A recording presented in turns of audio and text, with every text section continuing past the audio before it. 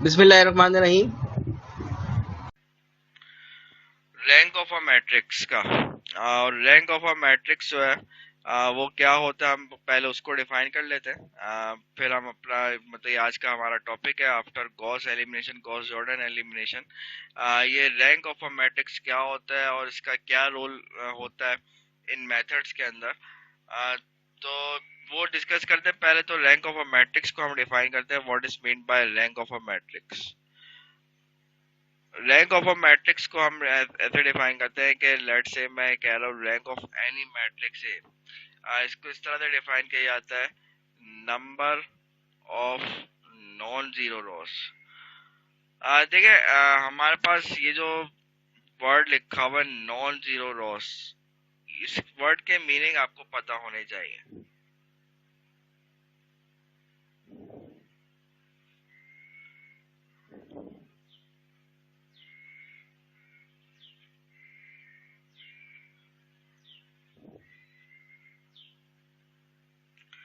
Non zero Ross, देखिए आपने को जब इक्लोन फॉर्म में पढ़ा रहा था उस वक्त मैंने एक इक्लोन फॉर्म में एक स्टेप वर्ड लिखा था, जो कि which was the last step. मैंने कहा था कभी कभी उसकी जरूरत पड़ती है। वो स्टेप ये था कि आपके पास जो बिल्कुल जीरो रॉस होती है, जीरो रॉस का मतलब होता है जिसमें तमाम की तमाम एलिमेंट्स जो है जीरो आ रहे हो, उसको आप जीरो रॉ कहते हैं। और नॉन जीरो रॉस का मतलब होता है कि कम से कम एक भी एलिमेंट अगर नॉट इक्वल्स टू जीरो आ जाए, then this is called non zero row. तो ये फर्क होता है जीरो रॉ और नॉन जीरो रॉ। देखें, ये बात जहन में बिठा लें, नॉन जीरो रॉ में कम से कम एक एलिमेंट भी अगर नॉट इक्वल टू जीरो है तो हम उसको नॉन जीरो रॉ का नाम देते हैं। तो मैं आपको इसकी एग्जांपल देता हूँ। पहले रैंक ऑफ अ मैट्रिक्स को देखें। रैंक ऑफ अ मैट्रिक्स को हमने कहा है कि number of non zero Ross in its echelon form या फिर रिड्यूस इक्लोन फॉर्म, कोई सी भी फॉर्म बनी हो, इक्लोन हो या रिड्यूस इक्लोन हो। बिकॉज हमें पता है कि हर रिड्यूस इक्लोन फॉर्म जो है वो इक्लोन फॉर्म होती ही है। तो चाहे वो आप उसको इक्लोन फॉर्म में देखें या रिड्यूस इक्लोन में देखें, number of non zero Ross जो है आप उसको जो है रैंक का नाम देते हैं। लेट से मेरे पास एक मैट्रिक्स लिखा हुआ है इन इक्लोन फॉर्म।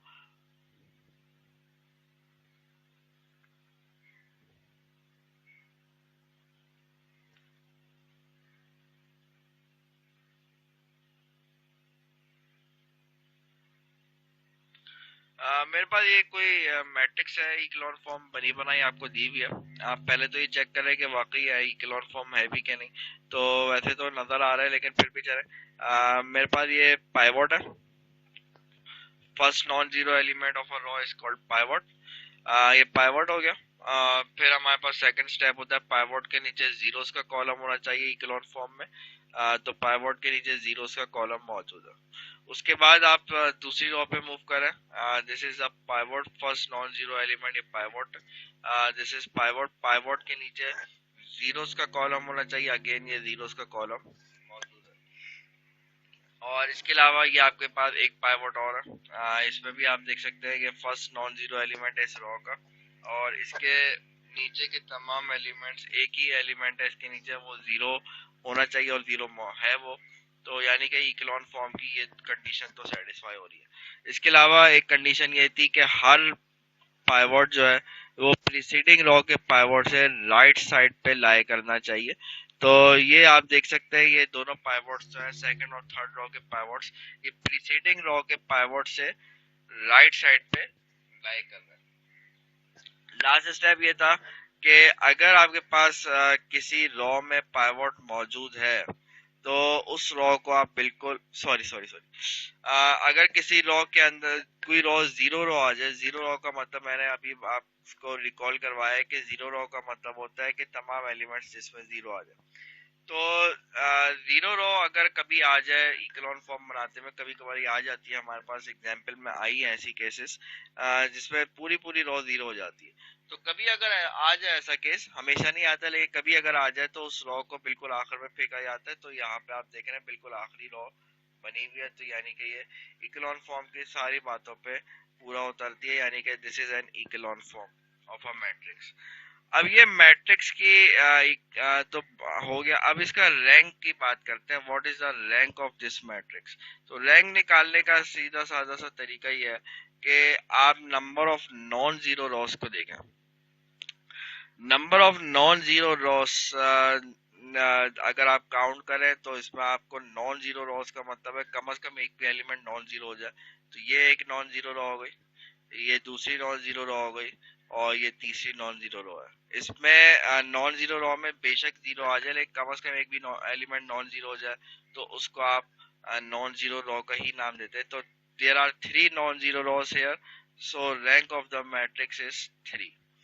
अच्छा, इसके अलावा ये जो डेफिनेशन ऊपर मैंने लिखी है रैंक ऑफ अ मैट्रिक्स की, इसको डेफिनेशन को लिखने का एक तरीका और भी होता है कि number of non zero Ross लिखने की जगह अगर मैं एक चीज लिख दूं नंबर ऑफ पाइवॉट्स, आप पाइवॉट्स काउंट कर लें किसमें, वही सेम बात इक्लोन फॉर्म या फिर रेड्यूस इक्लोन फॉर्म में नंबर ऑफ पाइवॉट्स अगर आप काउंट कर ले तो वो भी रैंक दे देगा। एक पाइवॉट इक्लोन फॉर्म बनाने के बाद पाइवॉट काउंट किया जाता है। देखिए पाइवॉट जो है इक्लोन फॉर्म बनाने के बाद देखिएगा, इक्लोन फॉर्म बन गई या रिड्यूस इक्लोन जो भी है वो बनाने के बाद पाइवॉट देखें 1 2 3, 3 pivots are there, therefore rank of the matrix is 3। अच्छा जनाब, ये तो हो गया रैंक ऑफ अ मैट्रिक्स। अब मैं आपको एक चीज बताता हूँ, रैंक ऑफ ऑगमेंटेड मैट्रिक्स अगर मुझे दे दिया जाए, ये एक एग्जांपल थी, एक और एग्जांपल हम ले लेते हैं, सेकंड एग्जांपल। मेरे पास एक ऑगमेंटेड मैट्रिक्स आपके सामने लिख देता हूँ।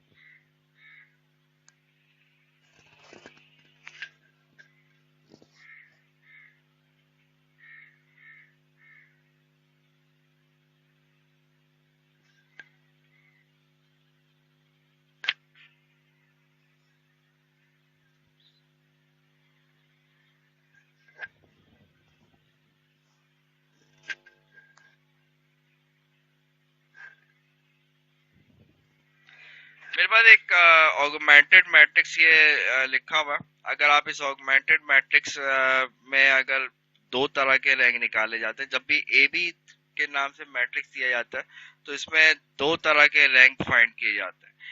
वो दो तरह के रैंक कौन कौन से होते हैं? इसमें हमारे पास एक रैंक होता है rank of sorry rank of A के नाम से एक रैंक होता है, और दूसरा रैंक होता है रैंक ऑफ ए बी के नाम से। अब दोनों में फर्क क्या है, थोड़ा बात को गौर से देखिएगा। रैंक ऑफ ए जो है, व्हाट इज ए? ए जो है वो मैट्रिक्स होता है जो कि डॉटेड लाइन से पहले पहले जहां तक लिखा हुआ है that is your matrix A. ये आपका यहाँ से लेके यहाँ तक जो मैट्रिक्स दिया हुआ है ये आपका मैट्रिक्स ए दिया हुआ है। और व्हाट इज ए बी? अगर आप एज ए होल देखें ये मैट्रिक्स ए है, और ये जो है आपको दिया हुआ ए है। अगर आप इसको एज ए होल देखें पूरा मैट्रिक्स अगर आप देखें तो ये आपका ए बी कहलाता है, जिसमें ए बी और ए में फर्क क्या होता है कि मैट्रिक्स ए को में अगर आप मैट्रिक्स बी भी लिख दे, कॉलम वेक्टर बी भी मर्ज करके लिख दे तो वो ए बी बन जाता है। तो रैंक ऑफ ए के लिए डॉटेड लाइन से पहले पहले तक आप रैंक देखेंगे, और रैंक ऑफ ए बी के लिए पूरे एज ए होल पूरे मैट्रिक्स को कंसीडर करके आप उसका रैंक देखेंगे। तो आप जो है इसका रैंक ऑफ ए देखें, रैंक ऑफ ए में अगर आप देखें नंबर ऑफ पाइवॉट्स कह लें या number of non zero rows देखें, तो नंबर ऑफ पाइवॉट्स या number of non zero rows how many are there? There are 3। इसी तरह रैंक ऑफ ए बी का मतलब है कि आप इसको एज ए होल अगर आप देखें पूरे मैट्रिक्स को, तो पूरे मैट्रिक्स का रैंक अगर आप देखें तो इसमें भी यही हो रहा है कि नंबर ऑफ पाइवॉट्स या number of non zero Ross इसमें भी अगेन 3 ही आ रहा है। ये जरूरी नहीं होता कि रैंक ऑफ ए और रैंक ऑफ ए भी हमेशा सेम आए। इस एग्जाम्पल में सेम आ रहे हैं। मैं आपको एक एग्जाम्पल इसकी और देता हूँ जिसमें ये सेम ना आ रहे हो।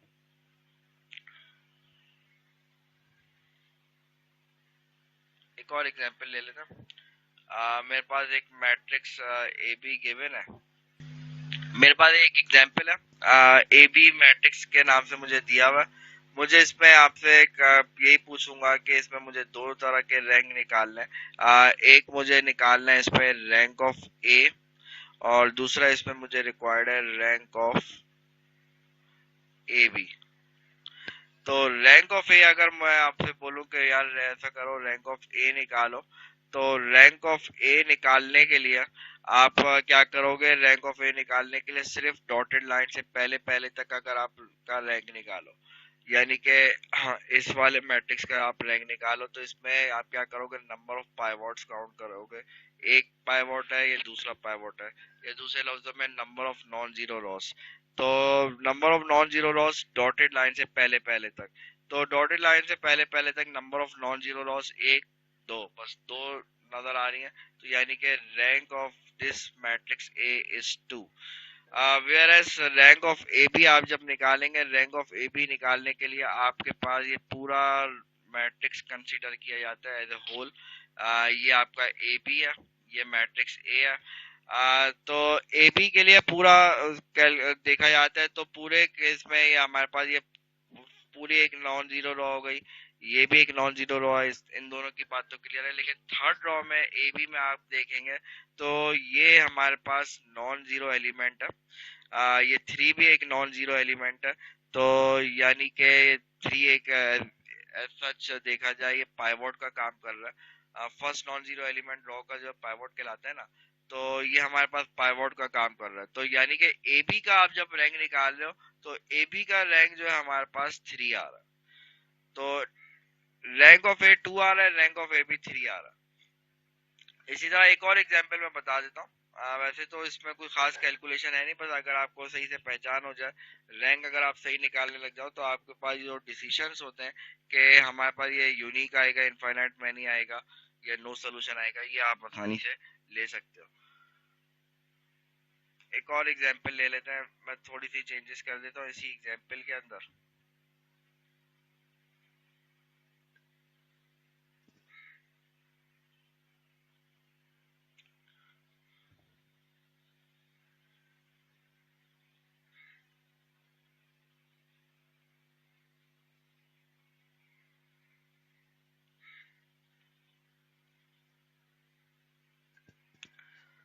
ये मेरे पास दिया हुआ, मैं अब इसमें आपसे देखें, अगर आप इनको इस वाले एग्जांपल में what is rank of A in this case, rank of A निकालने के लिए आप डॉटेड लाइन से पहले पहले तक number of non zero loss count करते हैं।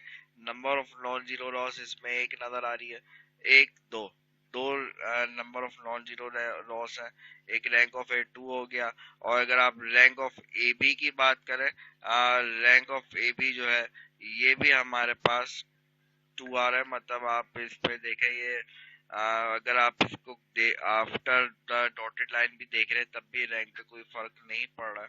कभी फर्क पड़ जाता है, कभी नहीं पड़ रहा। पीछे वाली एग्जांपल में रैंक ऑफ ए और रैंक ऑफ ए भी डिफरेंट आ रहे थे, इस एग्जांपल में सेम आ रहे हैं। तो कभी सेम आते हैं, कभी सेम नहीं आते। तो ये मैं आपको बस ये बात पावर कराना चाह रहा था कि रैंक ऑफ ए और रैंक ऑफ ए बी का सेम होना जरूरी नहीं है, डिफरेंट भी आ सकते हैं किसी एग्जाम्पल में, जैसे पीछे वाली एग्जाम्पल में आ रहे थे।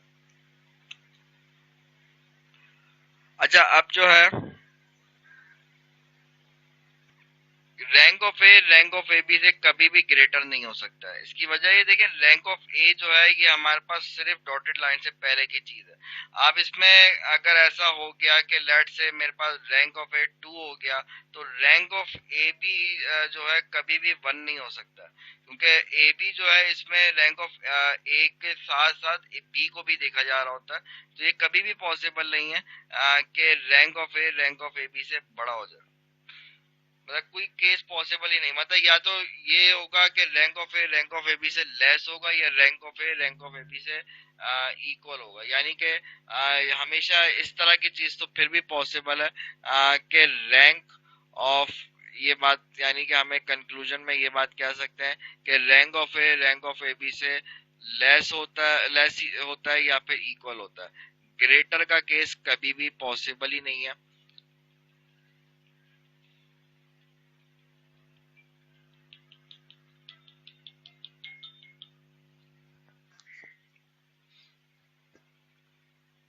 रैंक निकालने का फायदा क्या है? अब ये चीज को समझने के लिए मैं आपको एक ट्री लाइक का डायग्राम बना रहा हूँ आपको आपके सामने। हमने जो है लास्ट लेक्चर के अंदर जब इसमें मैं सिस्टम ऑफ लीनियर इक्वेशंस पढ़ाई थी, उसमें बिल्कुल आखिर में मैंने सिस्टम ऑफ लीनियर इक्वेशंस की दो तरह की टाइप्स आपको बताई थी। Linear system are of two types. Linear system को अगर आप देखें, there are the linear system are of two types. Linear system की दो टाइप्स होती हैं। एक होता है आपके पास होमोजीनियस लीनियर सिस्टम होता है। मैं आपको रैंक की वाली बात भी इसी के अंदर बता दूंगा कि रैंक का फायदा असल में है क्या। और दूसरा होता है आपके पास नॉन होमोजीनियस लीनियर सिस्टम। अगर आपने ये ट्री डायग्राम समझ ली तो आपके पास ये समझ लें कि लीनियर सिस्टम का पूरी समरी है कि सिस्टम की कंसिस्टेंसी कब होगी और इनफाइनाइट मैनी सोल्यूशन कब आएंगे। ये सारी चीजें इसके अंदर डिस्कस मैं कर रहा हूँ। एक चीज जो है मैं आपको पहले थोड़ी सी और बता दूं। एक चीज और, कंसिस्टेंसी क्राइटेरिया होता है, इसको हम कंसिस्टेंसी क्राइटेरियन भी कहते हैं। मैं ये जो अभी ट्री डायग्राम बना रहा हूँ ये बताने से पहले एक चीज आपको बता दूं कि what is the consistency criteria. Consistency criterion ये कहता है कि आपके पास जो लीनियर सिस्टम है, द लीनियर सिस्टम, अब लीनियर सिस्टम कौन सा होता है भाई? होमोजीनियस भी हो सकता है, नॉन होमोजीनियस भी हो सकता है। The linear system is consistent, sorry, कोई भी लीनियर सिस्टम है ये कंसिस्टेंट होता है if and only if rank of A और रैंक ऑफ ए बी जो है, ये जो आप निकाल लें, अगर ये सेम आ रहा है तो ये सिस्टम कंसिस्टेंट कहलाएगा, otherwise that system is inconsistent. अगर रैंक सेम नहीं आ रहा तो इनकंसिस्टेंट हो जाएगा, रैंक सेम आ रहा है तो सिस्टम कंसिस्टेंट कहलाएगा। रैंक, और रैंक हमेशा ख्याल रखेगा कि इक्लोन फॉर्म बनाने के बाद निकाला जाता है। कुछ लोगों को मैंने गलती करते हुए देखा है कि वो बहुत जल्दबाजी में ऐसी रैंक निकाल देते हैं। रैंक जो है इक्लोन फॉर्म में करने के बाद निकाला जाता है। तो अगर रैंक सेम आ जाए ऑगमेंटेड मैट्रिक्स और कोफिशिएंट मैट्रिक्स का, then that linear system is consistent, otherwise inconsistent. तो हमें ये बात क्लियरली पता है कि होमोजीनियस लीनियर सिस्टम का जहां तक ताल्लुक है, होमोजीनियस लीनियर सिस्टम में आपको पता है कि after the dotted line zero zeros लिखे जाते हैं, तो ये जीरोस जो है रैंक पे कोई अफेक्ट नहीं डालते हैं। तो इसलिए जो हम ये कहते हैं कि हमेशा होमोजीनियस सिस्टम में रैंक ऑफ ए और रैंक ऑफ ए बी जो है ये हमेशा सेम आता है। तो यानी कि मैं अब आगे बढ़ता हूँ, ये जो मैं डायग्राम बना रहा था वापस उस पे आते हैं। अब मैं इसकी असल में कंसिस्टेंसी की बात करना चाह रहा हूँ। मेरे पास ए एक्स इक्वल्स टू जीरो, हमें पता है होमोजीनस लीनियर सिस्टम होता है। ये मेरे पास एक होमोजीनस लीनियर सिस्टम है, A X is equals to zero के नाम से। A X is equals to zero की जहां तक बात है तो A X is equals to zero में हमने अभी कहा है कि इसका रैंक ऑफ ए और रैंक ऑफ ए बी हमेशा सेम होगा। तो रैंक ऑफ ए और रैंक ऑफ ए बी अगर सेम हो जाए तो इसका मतलब क्या होता है कि सिस्टम इज कंसिस्टेंट। ये हमेशा होता है, रैंक ऑफ ए और rank of A B same आ जाए, this will happen, always this will happen. Homogeneous के केस में हमेशा ऐसा होगा। और जब आप कह रहे हैं कि ये सिस्टम कंसिस्टेंट होगा हमेशा, तो इसका मतलब ये होगा कि इसमें हमें पता है कंसिस्टेंसी के केस में दो तरह की पॉसिबिलिटीज होती हैं। एक पॉसिबिलिटी ये होती है कि आपको यूनिक सोल्यूशन मिल जाए, और ऐसा भी हो सकता है कि आपके पास इनफाइनाइट मैनी सोल्यूशन आए।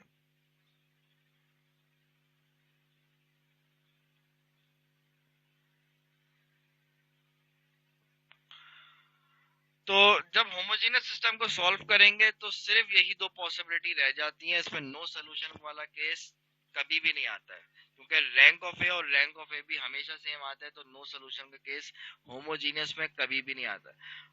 नो सोल्यूशन का केस नॉन होमोजीनियस में जरूर आ सकता है, होमोजीनियस में कभी भी नहीं आता। होमोजीनियस लीनियर सिस्टम है तो इसका सोल्यूशन आएगा जरूर। And what is homogeneous linear system?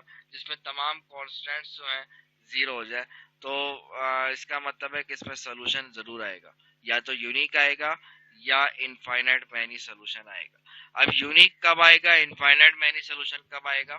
इसके लिए अर्ज ये है कि इसका यूनिक सोल्यूशन उस वक्त आता है कि जब आपके पास जो मैट्रिक्स का आप रैंक निकाल रहे हैं, रैंक जो है जब ये नंबर ऑफ अननोन्स के इक्वल हो जाए, नंबर ऑफ अननोन्स के अगर इक्वल हो जाए या नंबर ऑफ वेरिएबल्स के इक्वल हो जाए तो हम कहेंगे कि इसमें यूनिक सोल्यूशन आएगा। और अगर रैंक आपका लेस हो जाए नंबर ऑफ अननोन्स के, तो इसका मतलब है कि इसमें इनफाइनाइट मैनी सोल्यूशन आएंगे। रैंक सेम है, अननोन्स के बराबर है, तो इसमें इनफाइनाइट, तो इसमें यूनिक सोल्यूशन। अगर रैंक कम है तो इसमें जो है नंबर ऑफ अननोन से कम है, तो इसमें इनफाइनाइट मैनी सोल्यूशन। थोड़े इस पूरे जो चीज है मैं पूरे को हल्का सा समराइज कर दूं। हमने कहा है कि linear system are of two types. एक होता है होमोजीनियस लीनियर सिस्टम, एक होता है non homogeneous linear system. Homogeneous linear system के हवाले से हम ये कहते हैं कि ये हमेशा कंसिस्टेंट होता है। और ये हमेशा क्यों कंसिस्टेंट होता है? क्योंकि इसमें हमेशा रैंक इक्वल आता है, रैंक ऑफ ए और रैंक ऑफ ए भी हमेशा सेम होता है। तो रैंक ऑफ ए और रैंक ऑफ ए भी अगर सेम है तो ज्योमेट्रिकली ऐसा क्यों होता है? हमने कहा भाई होमोजीनियस है तो इसका मतलब है सारे कांस्टेंट जीरो हैं। जब सारे कांस्टेंट जीरो हैं तो सारी की सारी इक्वेशंस जो हैं ओरिजिन से पास होंगी। तो उनका एक कॉमन पॉइंट ऑफ इंटरसेक्शन मिल जाता है, जिसकी वजह से हम कहते हैं कि हमेशा कंसिस्टेंट होता है। और कंसिस्टेंसी की जहां तक बात होती है, इसमें देयर आर टू टाइप्स के सोल्यूशन फिर आ जाते हैं। एक उसमें यूनिक सोल्यूशन आ जाता है, एक उसमें इनफाइनाइट मैनी सोल्यूशन आ जाता है। यूनिक सोल्यूशन का मतलब है रैंक जो है नंबर ऑफ अननोन के इक्वल हो जाए। रैंक नंबर ऑफ अननोन के इक्वल होने का मतलब है नंबर ऑफ पाइवोट्स जो है नंबर ऑफ कॉलम के इक्वल हो जाए। यानी कि जितने भी कॉलम्स हैं उन सब में पाइवोट अगर आ जाए, then there will be no free variable and there will be unique solution. जबकि रैंक लेस हो जाए नंबर ऑफ अननोन्स के, यानी कि number of pivots number of column से कम हो जाए, तो कुछ कॉलम में पाइवोट होगा, कुछ कॉलम में फ्री वेरिएबल होगा, जिसकी वजह से इनफाइनाइट मैनी सोल्यूशन मिलता है। और जब जहां तक नॉन होमोजीनियस लीनियर सिस्टम की बात है, उसमें हमारे पास दोनों तरह की पॉसिबिलिटी आ सकती है। System might be inconsistent, might be consistent. Inconsistent कब होता है? ये बात हमने पहले ही कह चुके हैं कि रैंक अगर सेम ना है ए और ए बी का तो इनकंसिस्टेंट है। और कंसिस्टेंट में वही वाली बात कि भाई अगर रैंक दोनों के सेम हो जाए ए और ए बी के तो कंसिस्टेंट है। और कंसिस्टेंट में अगेन वही वाली दो बातें, यूनिक और इनफाइनाइट मैनी वाली, जो कि इसमें और इसमें सेम है। मैट्रिक्स का इनवर्स निकाल लें यूजिंग एलिमेंट्री ड्रॉ ऑपरेशंस। इसको ये भी कहते हैं inverse of a matrix using Gauss Jordan elimination. Matrix का इनवर्स आप लोग पहले निकालते रहे, एलिमेंट्री क्लासेस में भी निकालते रहे, और हमने शुरू के कुछ क्लासेस के अंदर इस चीज को रिव्यू भी किया है कि मैट्रिक्स का इनवर्स निकालने का बेसिक बेसिक सा फॉर्मूला है कि adjoint of A divided by determinant of A, वो आप पढ़ते रहें।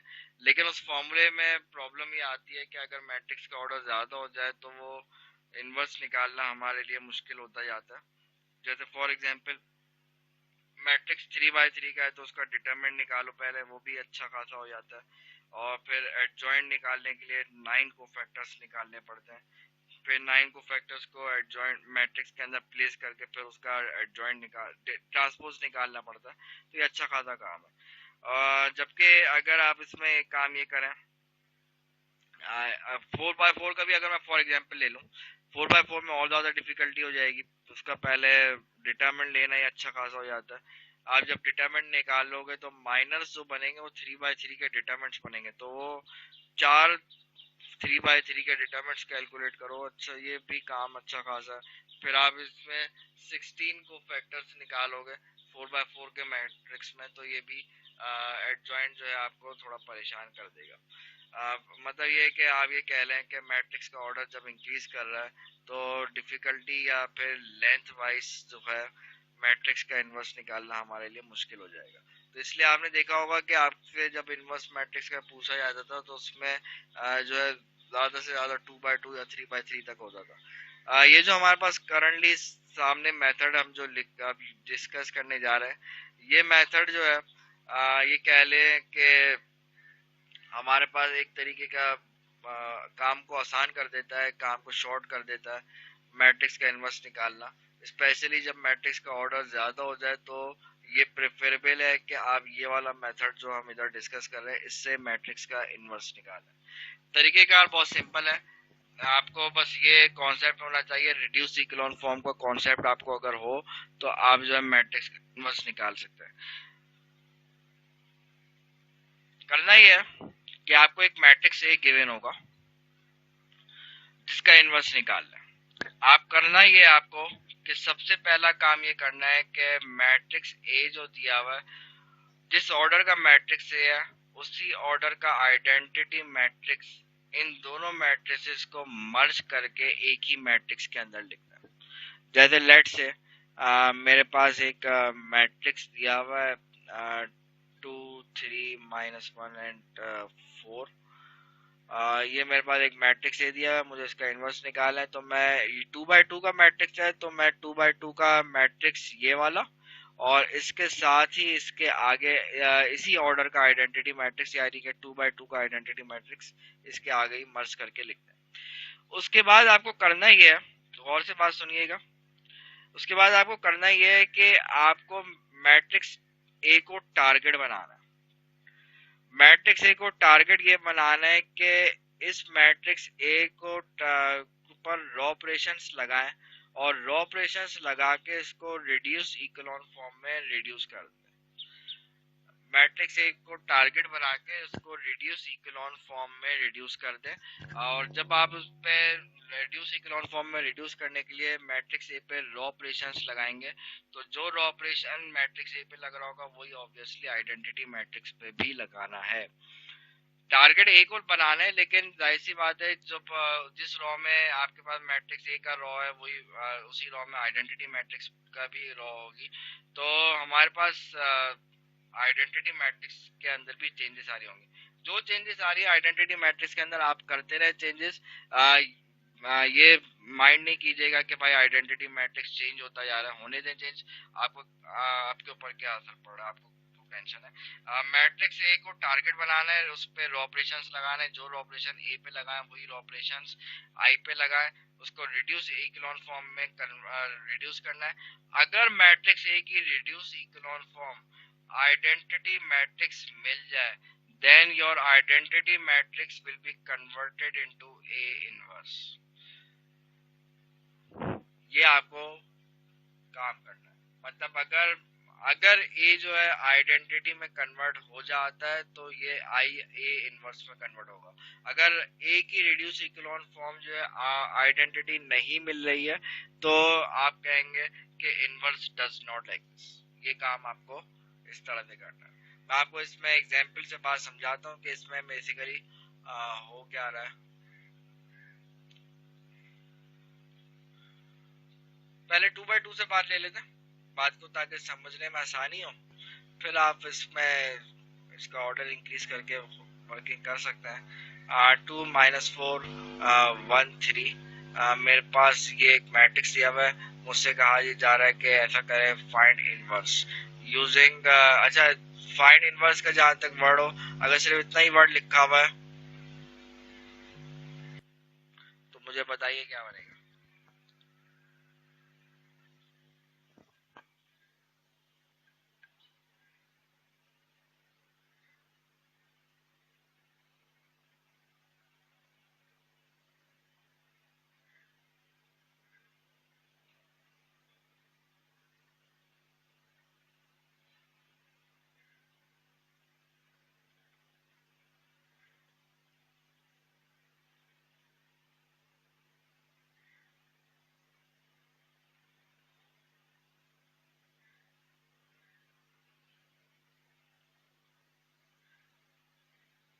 इसका मुझे जरा बताइए कि क्या बन रहा है यार दोनों नंबर्स आफ्टर सिंप्लीफिकेशन।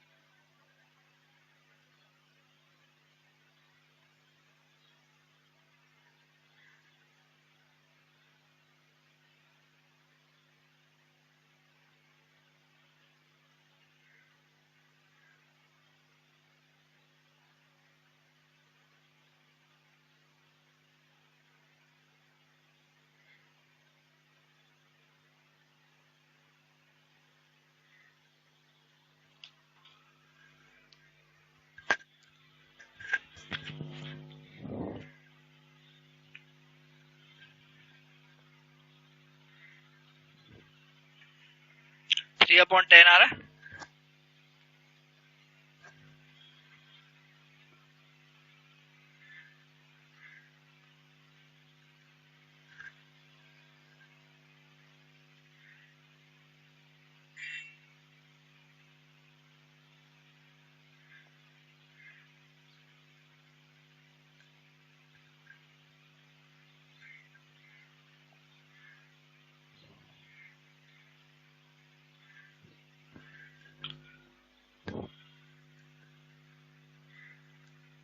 नहीं, मेरे हिसाब से प्लस का 3/10 आएगा।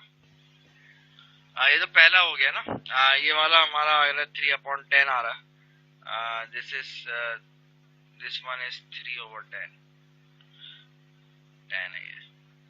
अच्छा, इसी तरह से R1 minus 1/2 times of R2 आप जब करेंगे, यानी कि 0 माइनस ये हो जाएगा, माइनस का 1/10 हो जाएगा।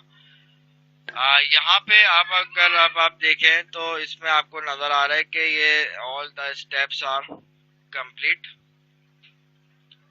बिकॉज मैं ये देख सकता हूँ कि मेरे पास जो मैट्रिक्स ए था उस पर मैंने जब रो ऑपरेशंस लगाए तो ये रिड्यूस इक्लोन फॉर्म बन चुकी है। अब मुझे ये देखना है कि ये जो रिड्यूस इक्लोन फॉर्म बनी है कि ये आइडेंटिटी मैट्रिक्स बन गया है कि नहीं बन गया। डॉटेड लाइन से पहले रिड्यूस इक्लोन फॉर्म जो आइडेंटिटी मैट्रिक्स होना जरूरी है। अगर ये आइडेंटिटी मैट्रिक्स बन गया है तो डॉटेड लाइन के बाद वाली चीज ए इनवर्स में रिड्यूस हो जाती है। तो ये नजर आ रहा है क्लियरली कि ये आइडेंटिटी मैट्रिक्स बन चुका है। ये this is your identity matrix and this will be your matrix A का इनवर्स। तो यानी कि मैट्रिक्स मैट्रिक्स ए का इनवर्स जो है ये हो जाएगा 3/10, 2/5।